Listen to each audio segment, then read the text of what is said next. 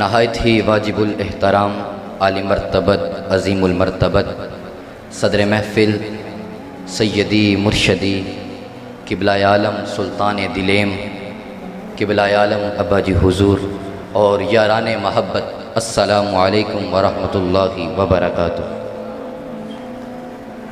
انداز بیاں گرچہ بہت شوق نہیں ہے، انداز بیاں گرچہ بہت شوق نہیں ہے، شاید کہ اتر جائے تیرے دل میں میری بات۔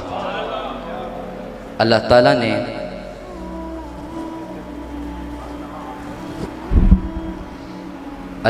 نے قرآن مجید میں ارشاد فرمایا، ما کان محمد ابا احد من رجالکم ولکن رسول اللہ وخاتم النبیین۔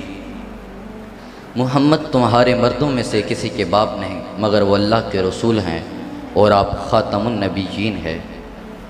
ساتھیو، عرب معاشرے کے اندر منہ بولے بیٹے متبنہ کی بیوی کو اسی طرح حرام سمجھا جاتا تھا جس طرح سلبی بیٹے کی بیوی حرام ہوتی ہے۔ یہ ایک کبھی نظریہ تھا اور حلال محض کو حرام سمجھنا تھا۔ اللہ رب العزت نے یہ چاہا کہ یہ نظریہ بالکل ختم ہو جائے اور اس کا بطلان خوب واضح ہو جائے، تو اس نظریے کے سد باب کے لیے حضور علیہ الصلاۃ والسلام کی ذات اقدس سے بڑھ کر کوئی ذات علیہ کو انسب نہیں تھی، اس لیے کہ حضور علیہ الصلاۃ والسلام جو عمل کریں گے امت کو اس کے جواز میں کسی قسم کا شک و شبہ نہیں رہے گا۔ اور ویسے بھی ساتھیوں، کسی اور کا عمل شریعت نہیں بنتا جبکہ حضور علیہ الصلاۃ والسلام کا عمل شریعت بن جاتا ہے۔ ساتھیوں، واقعہ یہ ہے کہ حضور علیہ الصلاۃ والسلام کے منہ بولا بیٹے تھے حضرت زید بن حارثہ۔ آپ کا نکاح ہو گیا حضرت زینب بن جہش سے۔ حضرت زینب چونکہ حسب و نسب میں حضرت زید سے اعلیٰ تھی اور حضرت زید ایک آزاد کردہ غلام تھے، زوجین کے درمیان ذہنی ہم آہنگی نہ ہو سکی، اس کی وجہ سے کشیدگی پیدا ہوتی رہی حتیٰ کہ نوبت طلاق تک پہنچ گئی۔ حضور علیہ الصلاۃ والسلام حضرت زید کو منع فرماتے رہے مگر جو منشاء خداوندی تھا اور تقدیر الہی تھی وہ ہو کر رہا۔ حضرت زید نے حضرت زینب کو طلاق دے دی۔ پھر حضور علیہ الصلاۃ والسلام نے حکم خداوندی کے ساتھ حضرت زینب سے نکاح فرما لیا۔ اچھا ساتھیوں، کسی بھی معاشرے کے اندر کوئی رسم عام ہو جائے خواہ بری ہی کیوں نہ ہو تو اس کی مخالفت پر شدید مزاحمت اور تنقید کا سامنا کرنا پڑتا ہے۔ جب حضور علیہ الصلاۃ والسلام نے اس کبیح و شنی رسم کا کلیتاً سد باب فرمایا تو مومنین نے تو سر تسلیم خم کر لیا، لیکن جو مخالفین تھے انہوں نے قلبی بغض اور باطنی عداوت کا خوب اظہار کیا۔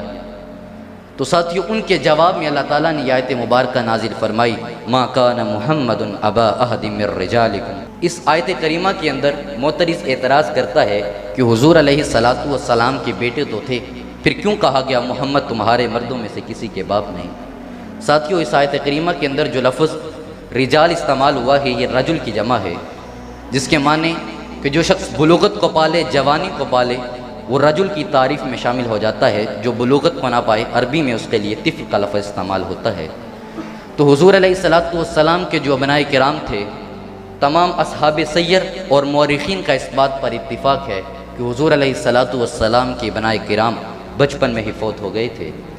اچھا ساتھیوں، یہاں پر ایک سوال پیدا ہوتا ہے کہ حضور علیہ الصلاۃ والسلام آپ کی نسل آپ کے بیٹوں سے نہ چلی جبکہ آپ کی بیٹی سے چلی، جو کہ عام روایت کے بالکل برخلاف ہے۔ تو علامہ شیخ احمد بن محمد الساوی المصری آپ فرماتے ہیں کہ حضور علیہ الصلاۃ والسلام اور ویسے بھی جو نبوت کا منصب ہے یہ وہبی ہے، کسبی نہیں، یہ عطائے خداوندی ہے۔ اللہ تعالیٰ جس کو چاہے یہ منصب عطا کرے۔